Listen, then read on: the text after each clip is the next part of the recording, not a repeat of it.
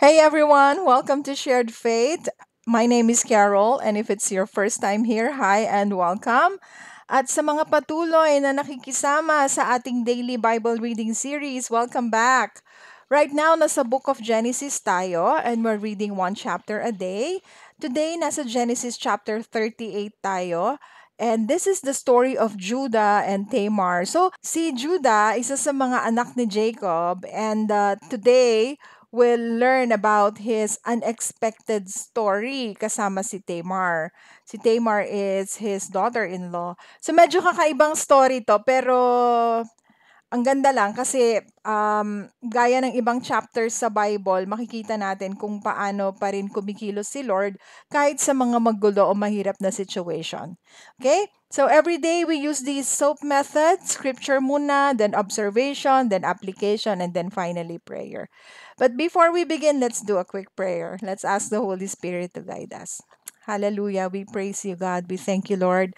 Father, we thank you for another day. This is the day that you have made, God. We will rejoice and be glad in it. We thank you, Lord, for the life that we're living right now, God. The air that we breathe, Lord. Maraming salamat po. Praying na kung ano man po yung revelation ninyo sa amin, God, ay i-reveal niyo po ito, O God, sa aming pagbabasa ngayong araw na to. At dalangin namin, Lord, kung ano man din yung mga dapat mabago sa aming pag-uugali, sa aming mga puso. We lift it up to you, God, and we pray, Lord, that you would convict our hearts, Panginoon, of any sin, of anything, Lord, na gusto mong mabago sa amin. We just want our lives, Lord, to bring glory to your name, Jesus. Salamat po. This we pray in your most precious name, Jesus Christ. Amen, amen, and amen. Okay, so let's begin. Genesis chapter 38. It came to pass at that time that Judah departed from his brothers, and visited a certain Adullamite whose name was Hira. And Judah saw there a daughter of a certain Canaanite, whose name was Shua, and he married her, and went into her. So she conceived and bore a son, and he called his name She conceived again and bore a son, and she called his name Onan. And she conceived yet again and bore a son, and called his name Shelah. He was at Kezib when she bore him. Then Judah took a wife for his firstborn, and her name was Tamar. But Judah's firstborn, was wicked in the sight of the Lord, and the Lord killed him. And Judah said to Onan, Go into your brother's wife and marry her, and raise up an heir to your brother. But Onan knew that the heir would not be his. And it came to pass, when he went into his brother's wife, that he emitted on the ground, lest he should give an heir to his brother. And the thing which he did displeased the Lord. Therefore he killed him also. Then Judah said to Tamar, his daughter-in-law, Remain a widow in your father's house, till my son Shelah is grown. For he said, lest he also die like his brothers. And Tamar went and dwelt in her father's house. Now in the process of time, the daughter of Shua, Judah's wife, died. And Judah was comforted, and went up to his sheep shearers at Timnah, he and his friend Hira the Adullamite. And it was told Tamar, saying, Look, your father-in-law is going up to Timnah to shear his sheep. So she took off her widow's garments, covered herself with a veil, and wrapped herself, and sat in an open place which was on the way to Timnah. For she saw that Shelah was grown, and she was not given to him as a wife. When Judah saw her, he thought she was a harlot, because she had covered her face. Then he turned to her by the way and said, Please let me come in to you, for he did not know that she was his daughter-in-law. So she said, What will you give me that you may come in to me? And he said, I will send a young goat from the flock. So she said, Will you give me a pledge till you send it? Then he said, What pledge shall I give you? So she said, Your signet and cord, and your staff that is in your hand. Then he gave them to her, and went into her, and she conceived by him. So she arose and went away, and laid aside her veil, and put on the garments of her widowhood. And Judah sent the young goat by the hand of his friend the Adullamite, to receive his pledge from the woman's hand, but he did not find her. Then he asked the men of that place, saying, Where is the harlot who was openly by the roadside? And they said, There was no harlot in this place. So he returned to Judah and said, I cannot find her. Also the men of the place said there was no harlot in this place. Then Judah said, Let her take them for herself, lest we be shamed, for I sent this young goat, and you have not found her. And it came to pass, about 3 months after, that Judah was told, saying, Tamar, your daughter-in-law, has played the harlot. Furthermore, she is with child by harlotry. So Judah said, Bring her out, and let her be burned. When she was brought out, she sent to her father-in-law, saying, By the man to whom these belong, I am with child. And she said, Please determine whose these are, the signet and cord and staff. So Judah acknowledged them and said, She has been more righteous than I, because I did not give her to Shelah my son. And he never knew her again. Now it came to pass, at the time for giving birth, that behold, twins were in her womb. And so it was, when she was giving birth, that the one put out his hand, and the midwife took a scarlet thread and bound it on his hand, saying, This one came out first. Then it happened, as he drew back his hand, that his brother came out unexpectedly, and she said, How did you break through? This breach be upon you. Therefore his name was called Perez. Afterward his brother came out, who had the scarlet thread on his hand, and his name was called Zerah. Okay, so here in chapter 38, nakita natin na si Judah, humiwalay na siya sa family niya. Tapos nag-asawa siya ng Canaanite woman.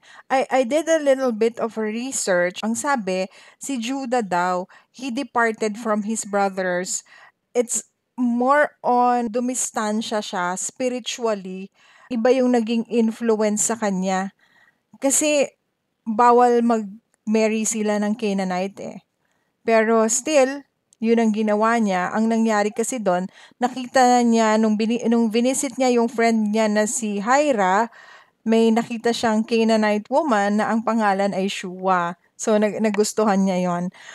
Unlike his great-grandfather Abraham, who made sure Isaac did not marry a Canaanite, Judah did not seem to seek God's will in his marriage. So next naman, we've learned here about the daughter-in-law as well, si Tamar or si Tamar.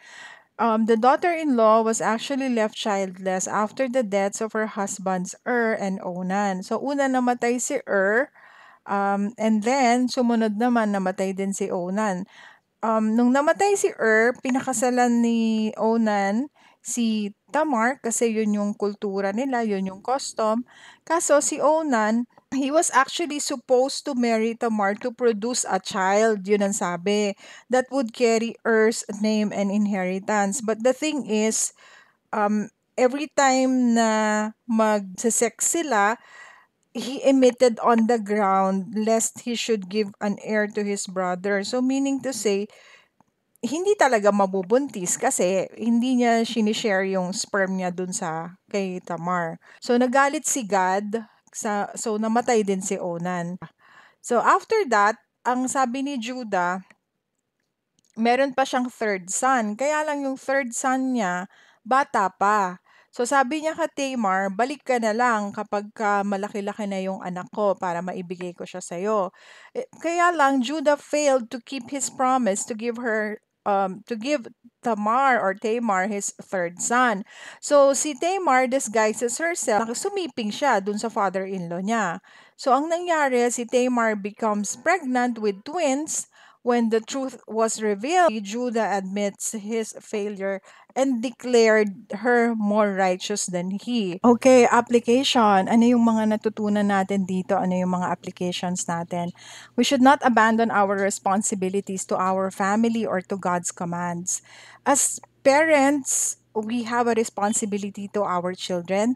The Bible says in Proverbs 22 verse 6, train up a child in the way he should go, and when he is old, he will not depart from it. So bata pa lang dapat i-train na natin sila lalo na sa salita ng Panginoon, kasi mai-instill yan sa heart nila. Tsaka we know that the Word of God gives direction, so napakaganda na kung maaga pa lang dun mo na iti-train talaga yung mga anak mo. And also the Great Commission, yung God's commands. And Jesus, sa Matthew 28:18 to 20, let me just read. And Jesus came and spoke to them, saying, All authority have been given to me in heaven and on earth. That was given to Jesus. Go therefore and make disciples of all nations, baptizing them in the name of the Father and of the Son and of the Holy Spirit, teaching them to observe all things that I have commanded you. And lo, I am with you always, even to the end of the age. So ito, Great Commission to, inano niya yan sa mga disciples niya, na shinare din naman ng mga disciples niya sa mga Gentiles, sa mga Jews. So kaya naman din tayo, we're very privileged na ngayon, nababasa natin ang Biblia, natututunan natin ang tungkol sa Panginoon because of what they did, because of their obedience. And number two, we should keep our promises and commitments, especially in caring for others. Totoo naman, talagang dapat lang naman din, we should keep our promises and commitments. Okay, next is we should not respond to wrongs with deceit or manipulation, even when hurt. So, yun yung naging example ni Tamar dito. Kasi nasaktan siya, hindi natupad yung promises and commitments sa kanya ni Judah. Kaya ang ginawa niya, minanipulate niya yung situation. Sinipingan niya si Judah, which is wrong. Dapat harapin natin kung ano man yung mali. Pwede mo naman i-confront din yung tao and para malaman din naman ng tao kung saan siya nagkamali. Okay, another application is we should humbly admit our faults when confronted with the truth. So this is what happened nga. Nung nalaman ni Judah na siya pala yung mali, since nakalimutan na nga niya si Tamar, ang ginawa naman niya, inadmit naman niya, sabi nga niya, siya nga daw yung may kasalanan. So we should remember that God can redeem even broken and sinful situations for His purpose. So ito naman talaga yung pinakamaganda kay God. He is talaga our great Redeemer. Lahat sa Kanya, broken, sinful situation, talaga naman, God will turn it out for good. And as long as we humble ourselves to the Lord, He will make a way sa ating sitwasyon kahit ano pa man yung kinakaharap nating sitwasyon sa ngayon. So these are our application for Genesis chapter 38. Okay, so let's now proceed to prayer. Hallelujah, Jesus. We thank you, Lord. Hallelujah, God. Thank you, Father. Lord, maraming salamat po for the reading of your word, God. We thank you, Lord, for reminding us, O God, that we should be responsible, O Lord, sa pag-share po ng inyo pong salita sa aming pamilya, sa aming mga anak, Panginoon. We will be able to fulfill it, O God. Also praying for everybody, Lord, na nakapangako, Panginoon, na hindi naman po natupad, God, yung mga commitments, Lord, na hindi na rin po nagawa. Lord, humihingi po kami ng tawad dito. Dalangin po namin, God, bigyan nyo kami ng attitude, Panginoon, na kapag meron po kaming pinramis at kinumit, Lord, tulungan mo kami, Lord, na magawa po namin ito, ma-fulfill po namin ito. And also, Lord, kung meron man po kaming mga nasaktan, Panginoon, kumilos kami sa sarili namin, God, kakayanan sa kasarili naming thoughts, sa sarili naming paraan, Panginoon, wherein we manipulated a situation o nandaya kami, nanloko kami, Panginoon, patawarin niyo po kami, Panginoon. Give us, Lord God, for that wrong attitude, God. And I pray, Lord, that each and every one of us, oh God, would have a humble heart, Lord, every day. Magkaroon kami, Lord God, ng heart check, Panginoon, sa inyo. Holy Spirit, fill our hearts, Lord, with more of Jesus. Fill our hearts with more of the Word of God. Cleanse us, O Lord, from all unrighteousness. We just want our lives, Lord, to bring glory to your name every day po. Maraming salamat po, O Diyos, muli sa inyong salita. We commit to you our ways, Jesus Christ. We love you. In Jesus' name we pray. Amen, amen, and amen. So, thank you everybody. I'll see you again tomorrow. Share nyo tong video na to sa mga friends ninyo, sa family ninyo, para naman dun sa mga gustong mag-umpisa rin magbasa ng Bible, na gusto nila na meron silang kasabay na magbasa, nanonood, and merong application, may observation, kahit paano may natututunan sila. So, share this video to them and God bless you all. Maraming salamat ulit and you have a good day. Take care. Bye-bye.